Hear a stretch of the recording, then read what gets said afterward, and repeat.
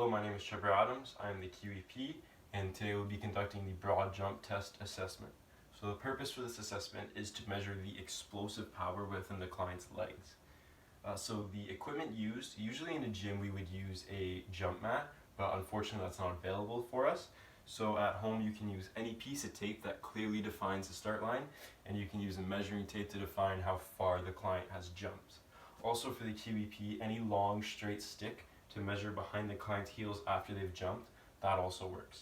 So the protocol for this assessment, you want your client to line up behind the start line with both feet about hip width apart, and you want them to jump as far forward as they can.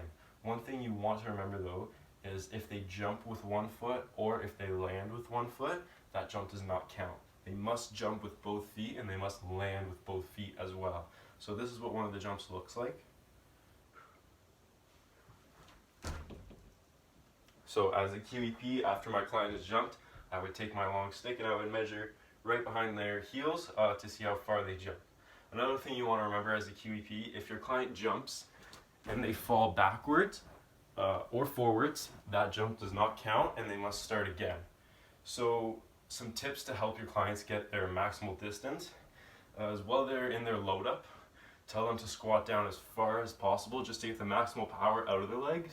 And right before they jump, you want them to swing their arms forward with the jump to create the maximum momentum for their jump. So for scoring, the clients, they get 3 tries each. So they jump 3 times and they get about a 2 to 5 minute break in between just to rest up and get ready for their next jump. So after they've jumped 3 times, you can take their average by adding up all 3 scores. You measure in inches. Each jump you measure in inches. You can add up their 3 scores and divide by 3 to see their average, or you can just find the longest distance and know that that is the longest distance they jumped. So why I decided to choose this assessment? I decided to choose this assessment just because I know it is easy for the client to understand. It's easy for me to show them, it's quick, and it gives me a good description of how far they can jump. Another reason is that clients tend to find this assessment fun, and that's one of the important things. You don't want your client to be bored all the time. You want them to be engaged, you want them to be having fun.